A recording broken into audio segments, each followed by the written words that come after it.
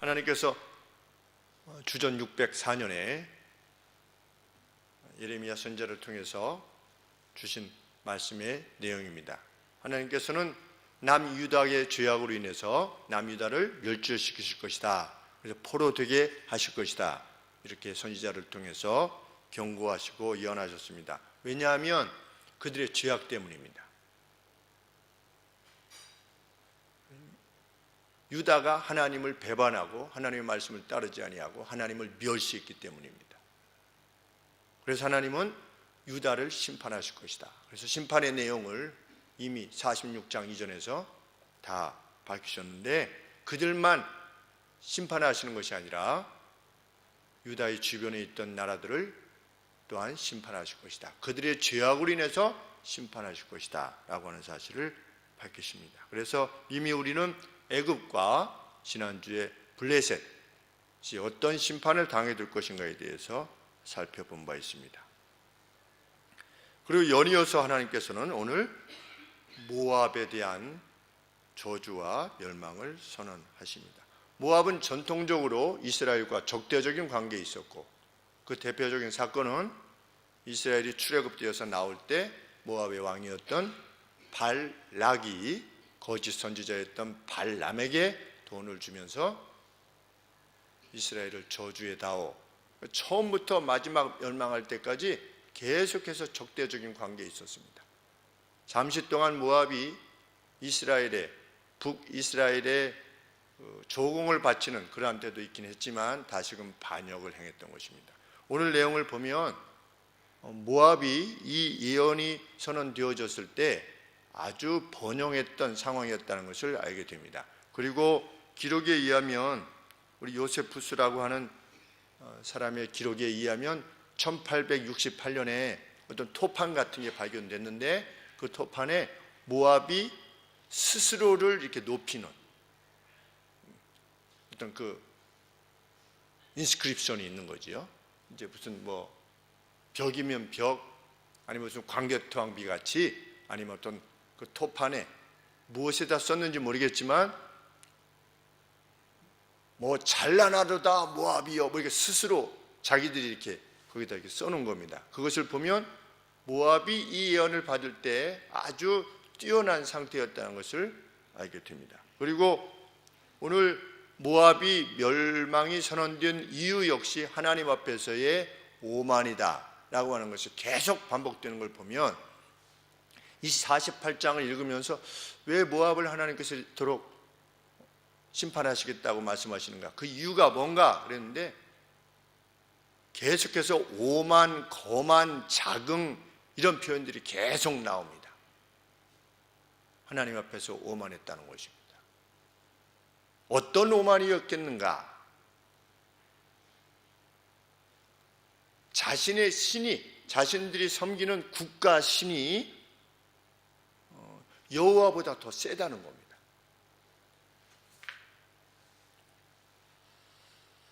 그 내용이 어디 있냐면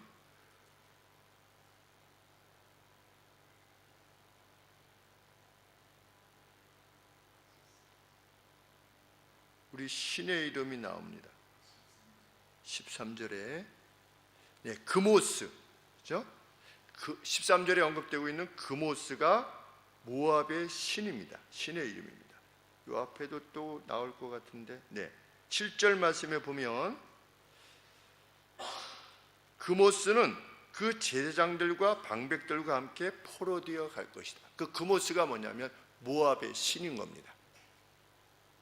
그러니까 이 모압이 하나님 앞에 오만했다고 하는 것을 보면 그냥 오만한 것이 아니라 여호와를 대적하여서 오만했다고 하는 걸 보면, 마치 블레셋 장군이었던 골리앗이 자신의 이름을 들고 나와가지고 하나님의 이름을 모독했죠. 그렇죠? 니네 여호와 신을 섬기는 자들 가운데 대장 나오라는 거죠. 니네 신하고 우리 신하고 한번 붙자, 이렇게 한 겁니다. 나중에 유다를 멸망시킨 바벨론의 느부갓네살이 어떻게 했습니까? 예루살렘 성전에 있던 것을 모두 가져다가 어떻게 한 겁니까? 자기의 신 앞에다가 이렇게 그 신전에 놓은 겁니다. 당신이 도와주셔서 우리가 여호와라는 신을 어떻게 했습니까? 이기고 지금 이렇게 왔습니다 라고 했던 것이죠. 그래서 고대 국가의 싸움은 신의 싸움이라고 이렇게 여겼는데, 이제 모압이 자신의 번영을 인하여서 심지어는 하나님 앞에서 오만해졌던 것입니다. 하나님께서는 그 오만을 가만두시지 않는 거죠.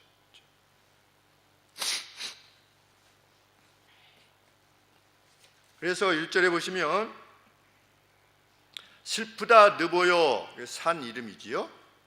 그것이 황폐하게 되었도다. 기랴다임, 또 그것 역시 대표적인 장소이고, 또 마지막 미스갑이 수치를 당하여 파괴되었으니, 대표적인 모압의 지명들을 세 곳을 언급하시면서 이곳이 다 하나님 앞에 저주를 받게 될 것이다. 수치에 내던져서서 산산이 깨져버릴 것이다. 파괴되었다 그랬는데 쇠털도 됐다. 그러니까 이게 그죠?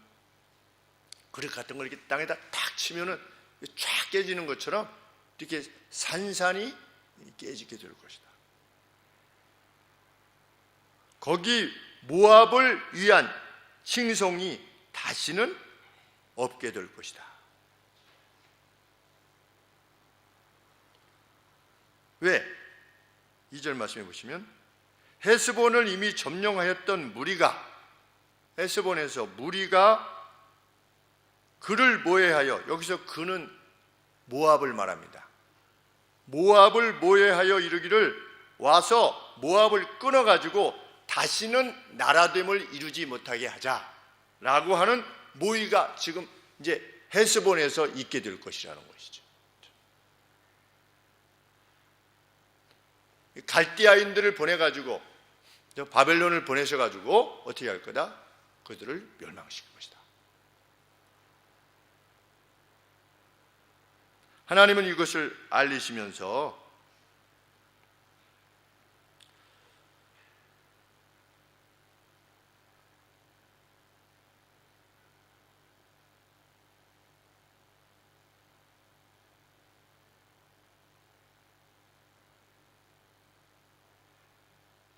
사절 말씀에 보시면 모압이 멸망을 당하여 그 영아들의 부르짖음이 들리게 될 것이다. 루잇 언덕뿐만 아니라 호로나임으로 내려가는, 그게 언덕이든 아니면 내리막이든 참패를 부르짖는 고통이 들려올 것이다.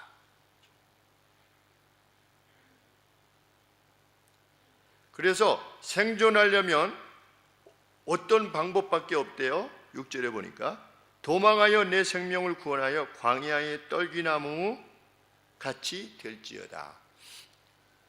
이제 광야에 어쩌다가 하나씩 있는, 이제 고독하게 서 있는 겁니다. 그 나무가. 그러니까 거기 이게 도시 내에 있으면 그 파멸을 그 누구도 면치 못할 것이라는 것이지요. 실제로 도망해서 살아라 그런 의미이기보다 그 재난이 그렇게 클 것이다. 예수님께서도 예루살렘 멸망에 대해서 선언하셨죠. 그날이 올 것이다. AD 70년에 예루살렘 성이 로마에 의해서 멸망될 것에 대해서 예언을 하시면서 너희는 그날 어떻게 해라? 뒤를 돌아보지 말아라. 그렇죠? 그리고 어디로 도망해라? 산으로 도망해라. 그것은 생존의 방법을 가르쳐 주시는 것이 아니고 그만큼 그 재난이, 그래서 몇만이 죽었다고요? 그때 이스라엘 어떤 역사가들은 120만 명, 어떤 역사가들은 130만 명이 죽었는데 예루살렘에 당시 한 80만 명이 거주민이 있었다. 많이 잡아도. 그러면 예루살렘에 있었던 모든 사람이 다 그냥 다 죽임을 당한 겁니다. 80만 명이. 여기도 광야로 도망해서 마치 떨기나무처럼 되어야만 혼자 몰래 숨어 있는 거지요. 그렇게 되지 않고서는 모두가 죽임을 당하게 될 것이다. 그러면서 그 파멸의 이유가 이제 처음으로 등장하는 것이죠. 7절 말씀에 네가 모압, 네가 네 공작과 보물을 의뢰함으로. 공작이 뭐냐면 성취랍니다. 너 자신의 어치브먼트, 너 자신의 성취들, 그러니까 모압이 무엇인가를 많이 이루었나 봐요. 네가 이룬 것들, 그리고 네가 지니고 있는 보물을 신뢰함으로 너도 어떻게 될 거다? 너도 취함을 당하게 될 것이다. 우리는 무엇을 알게 됩니까? 우리 자신이, 아니면 어떤 교회가, 우리 개개인이 자신이 성취한 것들, 그리고 그 보물들을 신뢰하게 되면 하나님께서 그것들을 취하여 가시는 겁니다. 하나님의 방식입니다. 그모스는 그것을 가능케 하였다라고 너희들이 믿는 그 그모스라고 하는 신, 국가신, 그것 역시 그것의 제사장들과 방백들과 함께 포로되어 갈 것이다.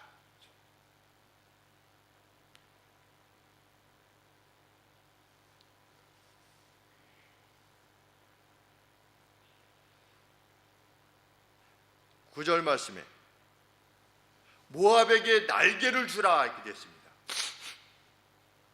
날개를 주라. 무슨 말씀이에요? 날개가 있지 않고서는 혹시 피할 수 있다면은 날개를 주어가지고 날아가지 않고서는 그 재난을 아무도 피할 수 없을 것이다. 10절 말씀에 여호와의 일을 태만히 하는 자는 저주를 받을 것이요. 여호와의 일이라고 하는 의미가 무엇입니까? 하나님께서 갈대아 사람들을 보내어서 모압의 악을 지금 징벌하고 계시는데 그 여호와의 일을 태만히 하는 자는 저주를 받을 것이다 라고 할 만큼 하나님으로부터의 강력한 역사가 모압에 임할 것이다. 피를 흘리지 아니하는 자도 저주를 당하게 될 것이다. 하나님께서 그렇게 하도록 하셨는데 행하지 아니하면 저주를 받을 것이다. 누가 저주를 받았을까요? 우리 성경에 보면 하나님께서 기회를 주시면서 멸절해라 그랬는데 멸절 안 한 자가 누구지요? 사울이지요. 그렇죠? 사울이 누구를 살려줬습니까? 아말렉 왕 아각을 살려줬습니다. 그렇죠? 그리고 좋은 소 이러니까 사무엘이 이게 무슨 소리입니까? 이랬지요. 이 동물 소리가 무슨 소리입니까? 여호와께서 다 아말렉에 속한 것은 모두 죽이라고 말씀하셨는데 왜? 아말렉은 그 출애굽 당시에 이스라엘 백성들이 힘들어하고 있을 때 그 전열에 제일 뒤에 처져 있던 어린아이들, 노약자들 이런 자들을 쳤단 말이죠. 하나님께서 자기 백성을 치는 자들을 내가 결코 용서하지 않을 거다. 그래서 너희가 가나안 땅에 들어가서 사방에서 평안을 얻게 되거든 어떻게 해라? 너희는 반드시 아말렉을 진멸해라. 이렇게 명령을 하시고 사울에게 기회를 주셨는데 사울이 어떻게 한 겁니까? 자기 마음대로 한 겁니다. 그 표현입니다. 10절에 여호와의 일을 태만히 하는 자는 저주를 받게 될 것이고 피를 흘리지 않는 자는 저주를 받을 것이다. 그만큼 모압이 하나님의 진노를 받게 될 것이다. 모압에 대해서 하나님께서 예를 들어서 이런 표현을 쓰십니다. 모압은 예로부터 11절에 평안하고 포로도 되지 아니했으므로 오만해졌다는 거지요. 마치 술에 그 찢기 위에 있고 이 그릇에서 저 그릇으로 옮기지 않음 같아서 그 맛이 남아있고 냄새가 변치 아니하였도다. 우리 오래된 포도주 저는 잘 모르지만 몇 년 산 이러면 우와 하는 거 있잖아요. 저 포도주 무슨 세계적인 그 포도주 저장고에 해가지고 어디에 무슨 몇 년 산 와인은 몇 천만 원 정도 한다고 하지 않습니까? 이렇게 그 포도주가. 그런데 포도주가 그 맛을 제대로 내려고 하면 그 술 찢기, 포도주 찢기가 있지 않겠습니까? 이렇게 포도주 담아 놓으면 그 찢기 위에 오래 있어야 된대요. 가만히. 이게 옮기면 안 되나 봐요. 그러니까 저장을 그냥 숙성시킬 때 아주 오래 숙성을 시켜야 되나 봅니다. 그런데 모압이 마치 무슨 뭐와 같다? 그 포도주와 같다. 어떤 점에 있어서 모압이 예로부터 평안하고 포로된 적도 없는 거예요.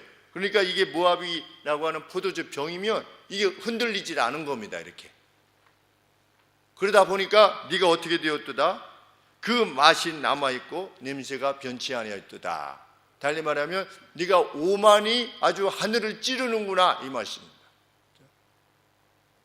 너의 번영을 인해서 네 오만이 하늘을 찌르는구나. 그래서 내가 어떻게 할 거다. 12절에 그러므로 나 여호와가 말하노라. 날이 이를 것이다. 그 그릇을 기울일 자를 쏟아버릴 자를 보낼 것이다. 누굽니까? 바벨론의 느부갓네살가. 그들이 기울여서 그 그릇을 비게 하고 그 병들을 부숴버릴 것이다. 모압 자신을 말하는 겁니다. 참 하나님께서 모압에게 평안과 번영을 주신 거지요. 하나님은 이방 나라라고 해가지고 다 이렇게 무슨 뭐 다 멸망시키고 이러시지 않으셨던 것입니다. 성경을 보면 하나님은 이스라엘만 사랑하신다. 그렇지 않지요. 이스라엘이 왜 멸망하게 됩니까?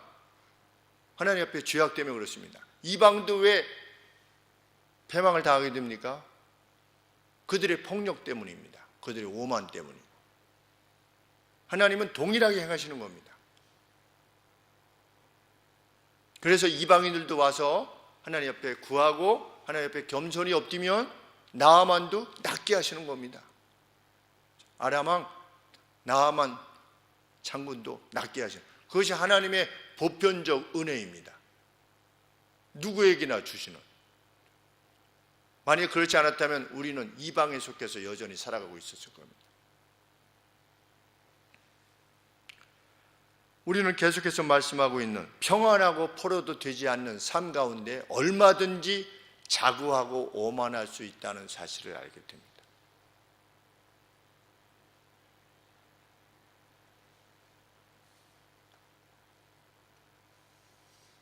전에 13절 말씀에 이스라엘의 집이 베델을 의지함으로, 베델에 있는 금송아지를 의뢰했지요. 누가 거기다 세웠습니까? 여로보암이 세웠습니다. 그렇죠?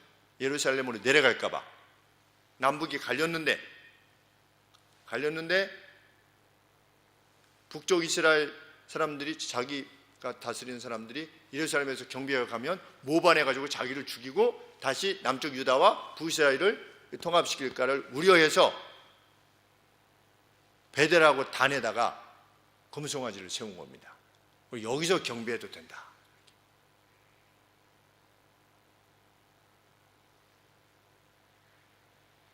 베델을 의뢰함으로 그들이 어떻게 됐습니까? 북이스라엘이 아시리아에 의해서 멸망당했습니다. 수치를 당했을 때 너희들이 어떻게 했다? 아이고, 그래 단하고 베델에다 그 세워서 거기다가 갔다가 절하고 거기다가 뭐 제사하고 그러더니 아유 참 꼴 좋다. 이렇게 했다는 거죠. 너희들이 이스라엘 집이 베델을 의뢰함으로 수치를 당한 것 같이 모압 너희들도 너희들이 섬기는 그모스라고 하는 신을 인하여 수치를 당하게 될 것이다.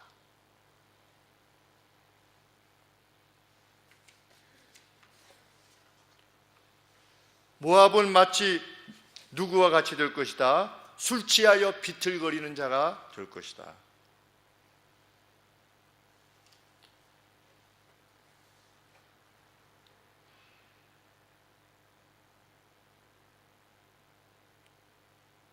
(26절) 말씀. 모압으로 취하게 할지어다. 방향을 정하지 못하고 비틀거리는 자를 말하는 것이죠.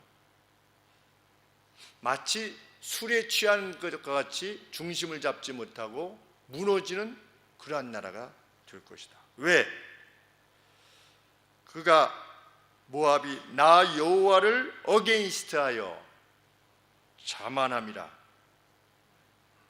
그래서 그가 토한 것에서 구름으로 조롱거리가 될 것이다.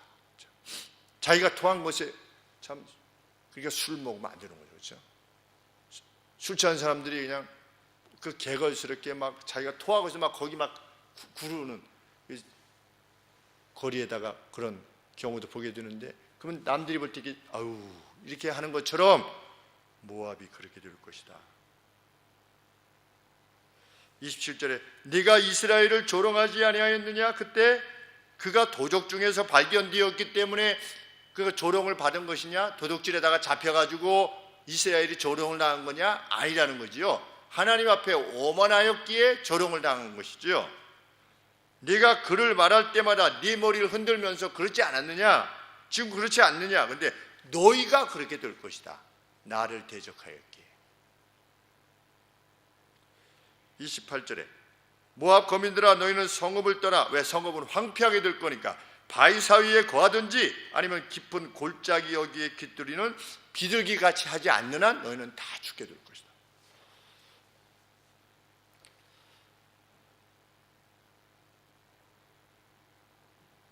모압의 죄가 다시 언급됩니다. 29절에 우리가 모압의 교만을 들었나니. 누가 들었어요? 우리가 들었어요. 선지자들도 듣고 하나님도 들으시는 겁니다. 29절에 나 여호와가 말하노라. 그렇죠? 심한 교만과 곧 그의 자고와 오만과 자긍과 그 마음의 거만이로다. 하나님이 미워하시는 겁니다. 5가지가 다 교만에 해당되는 겁니다. 하나님 없이도 내가 이 정도 가지고 할 수 있어. 이건 내가 할 수 있어. 이 정도는. 마치 여호수아와 같이 갔던 여리고성을 무너뜨리고 난 다음에 아이성, 조그만 성 칠 때에는 아이성 정도는 그냥 한 2,000명 내지 3,000명만 가지고 가도 그냥 하나님을 묻지도 않고 가서 죽었어요. 그렇죠?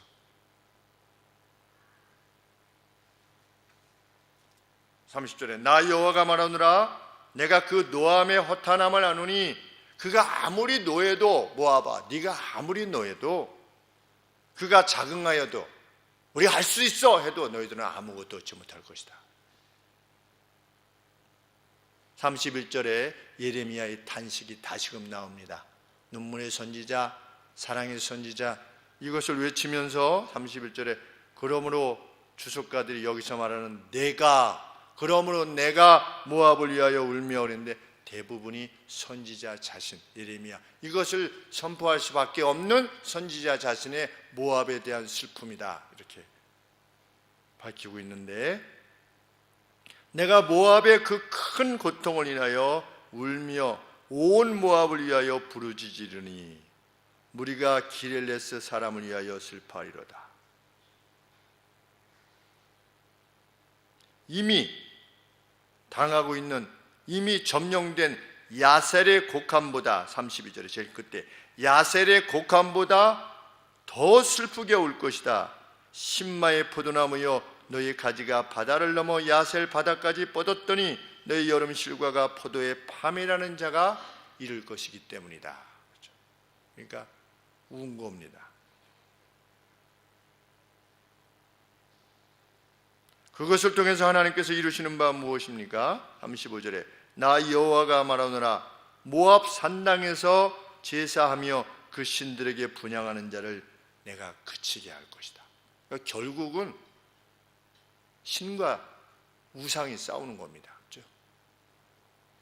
그 우상을 의지하며 하나님을 멸시하였던 그들의 번영을 끝장내심으로 내가 진정 살아있는 신이라는 것을 너희에게 보이겠다는 겁니다.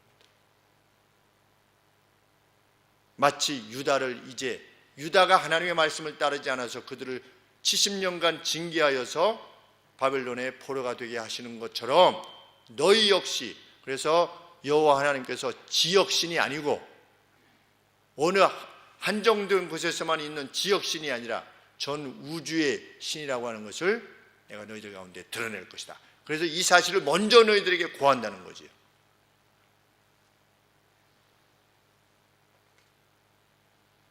이후에 너희들의 외침은 33절에 기쁨의 외침이 아닐 것이다. 그렇죠? 너희들은 고통의 외침을 외치게 될 것이다. 선지자가 봤던 것이 무엇입니까? 37절에 보시면 각 사람의 머리가 밀렸고, 그렇죠? 머리가 다 뽑히든지 삭발되든지 모든 수염이 잘리고 손들에는 깊은 상처가 있고 허리에는 베옷을 입은 모압을 보게 되는 겁니다. 그런 표현을 쓰는 거죠. 그래서 모압이 그렇게 파멸에 이른 것을 주변의 나라들이 보면서 뭐라고 하게 될 것이다. 39절에 아하 모압이 파괴되었도다. 그들이 애곡하는도다. 모운하는 거지요. 모압이 부끄러워서 등을 돌이켰도다. 그런즉 모압이 그 사방 모든 자의 조롱거리와 두려움이 되리로다. 하나님을 대적했더니 저렇게 됐어. 이것을 내가 역사 가운데 확실히 보여줄 것이다. 그냥 믿어가 아니라 정말 그렇다는 걸 내가 보여줄 것이다. 우리가 하나님을 정말 신뢰하는 사람들이 그 어떤 상황 가운데서도 절망하지 않는 이유가 뭡니까? 그 번영 가운데 있던 자들을 능히 멸하실 수 있으신 하나님의 능력이 자기 백성을 위하실 때에는 능히 그 어떤 것 가운데서도 일으킬 수 있는 분이심을 믿기 때문입니다. 그 동일한 능력을 지니신 하나님이시기에 하나님은 로마도 가게 하셨고 바벨론도 가게 하셨습니다. 그리고 시기적으로 로마 그리스도 가게 하실 것이다. 세상 나라들은 왔다가 가고 왔다가 갈 건데 내 나라는 영원할 것이다.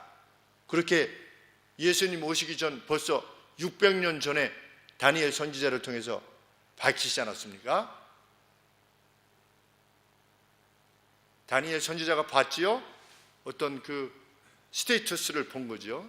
이 스태츄를 본 것이죠. 어떤 상을 봤는데 머리는 금이요, 여기는 뭐 은이요, 그렇죠?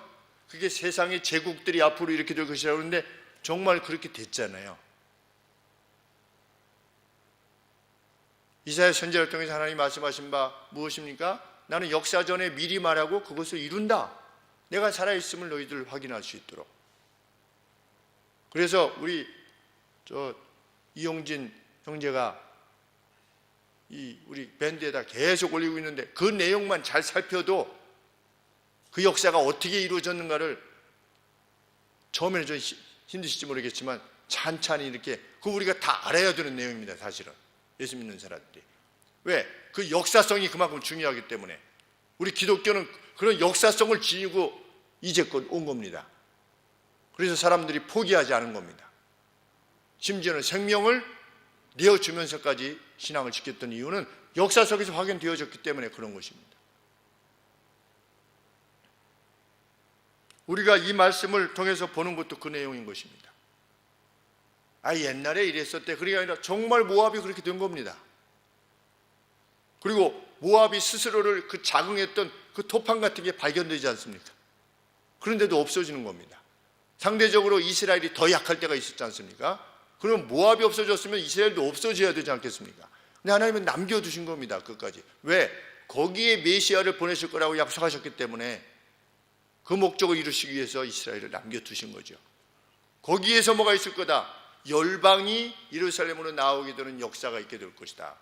그 약속을 이루시려고. 지금 열방이 이스라엘로 영적인 예루살렘을 향해서 나아가고 있지 않습니까? 우리가. 그래서 이때를 우리가 세상 끝이라 말하는 것이지요. 왜? 예언의 성취가 거의 다 이루어진 상태이기 때문에.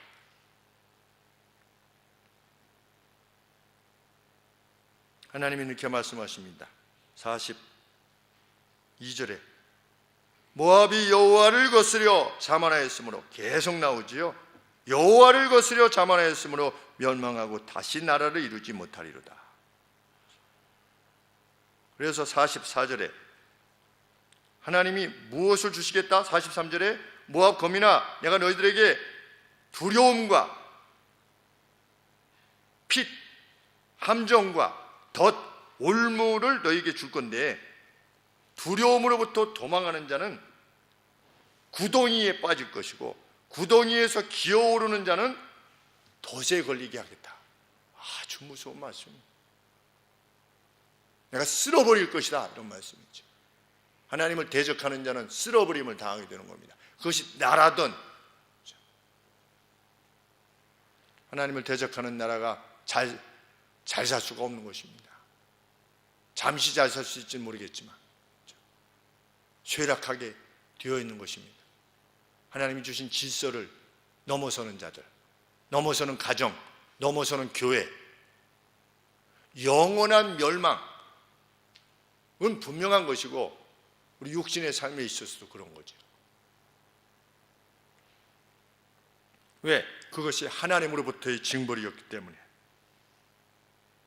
44절에 제일 마지막 말씀에 여호와의 말이기 때문이다.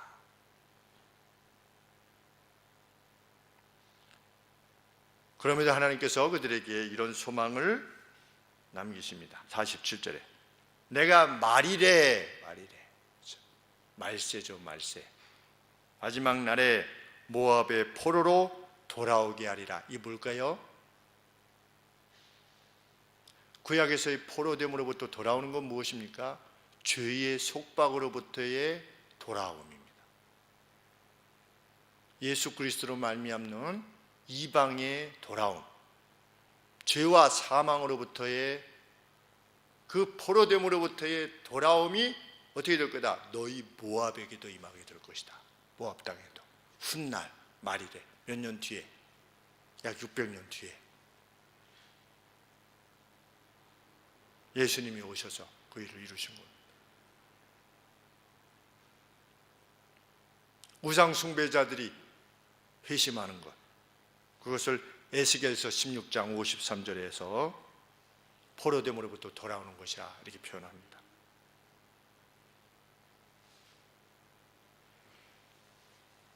우리는 하나님의 나라에 대한, 교회에 대한 오만을 지닌 자, 그래서 저는 글쎄요 언젠가 더 외쳐지기도 잘 모르겠지만 그 누가 감히 교회에 대해서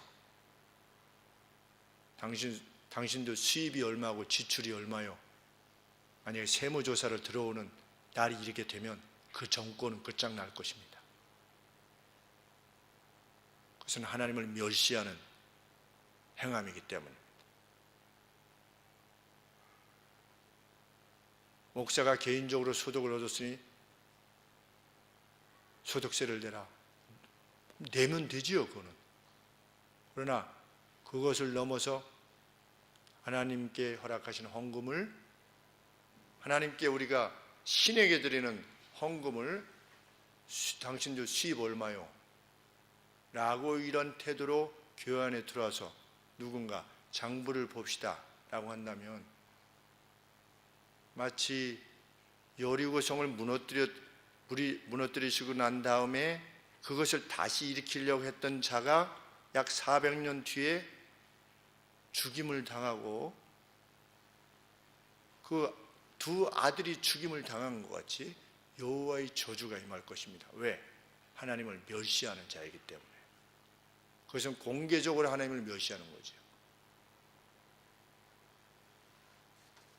그것이 이 정부부터 시작된 게 아니지요. 이전 정부부터 시작된 겁니다. 그렇죠? 이 전 정부부터 그것이 진행되어 오다가 이 정부에 실행할 거냐 말 거냐, 그래서 종교계의 눈치를 본다 이래가지고서 그들이 보는 눈치는 뭡니까? 표겠죠, 표. 진짜 두려워야 되는 건 뭔데? 하나님의 영광인데, 하나님의 이름인데. 유보할 거냐 말 거냐, 내년 1월부터 뭘 시도한다고 그러는데 이런 두려움이 있는 것입니다.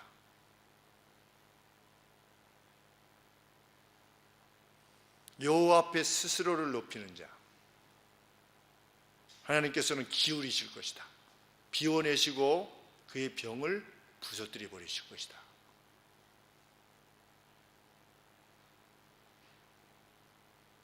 북쪽에 있는 자들이 하나님을 대하여 지금 약 70년간입니다. 그렇죠? 그들이 번영 가운데 있었습니까? 그들이 세상 나라로부터 영예를 얻습니까?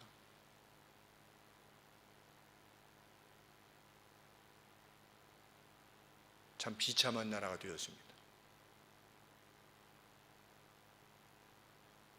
그 무엇으로 위협이나 하는 세상 모든 나라들의 근심거리가 되는 나라가 되었습니다. 하나님을 떠났기 때문에 그런 거죠.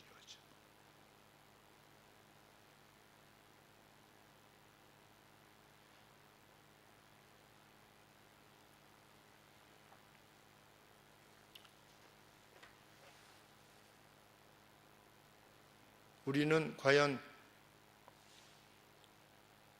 하나님을 신뢰하는 자로 남은 자들로 하나님 앞에 있기를 원합니다. 하나님께서는 오만한 자를 상대하시는 그것 이상으로 하나님을 신뢰하는 자를 위해서 일하실 것이기 때문입니다.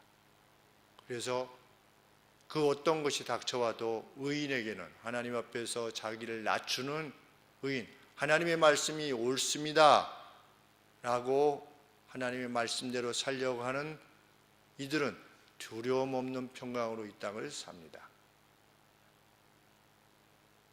우리는 그것을 보기를 원합니다. 하나님께서 자기 백성에게 약속하신 것들을 어떻게 이루시는가를 보면서 살기 원하고, 내가 보기를 원하고, 우리의 가정이 보기를 원하고, 또 우리 형제 자매들의 가정이 보기를 원하는 것이죠. 그래서 우리가 이를 위해서 간절히 기도하며 늘 하나님 앞에 주신 것들을 겸비하게 사용할 수 있는 귀한 은혜가 우리 가운데 있기를 원합니다. 기도하겠습니다. 하나님 아버지, 모압과 관계되어진 것들이 결코 우리들과 관계없는 것들이 될 수 있도록 우리를 이끌어 주시옵소서. 말씀 아래 늘 자신을 낮추며 살아가는 저희들 되게 하여 주시옵소서. 혹 하나님께서 허락하신 번영과 영예가 있다면 하나님, 주의 나라와 주의 영광을 위하여서 사용하고자 하는 강한 열망이, 하나님께서 우리에게 주신 탤런트가 정말 이 세상에서 귀하고 소중한 것이라면, 그것이 더욱더 소중히 여김을 받는 것이라면 그것을 통하여 허락하신 주의 이름을 높이는 일에 저희들이 일생 드릴 수 있도록 은혜를 더하여 주시옵소서. 하나님의 진노와 전혀 관계없는 자들로 살아가는 그 복됨 저희들 모두의 것이 될 수 있도록 도우시옵소서. 예수 그리스도 이름으로 기도합니다. 아멘.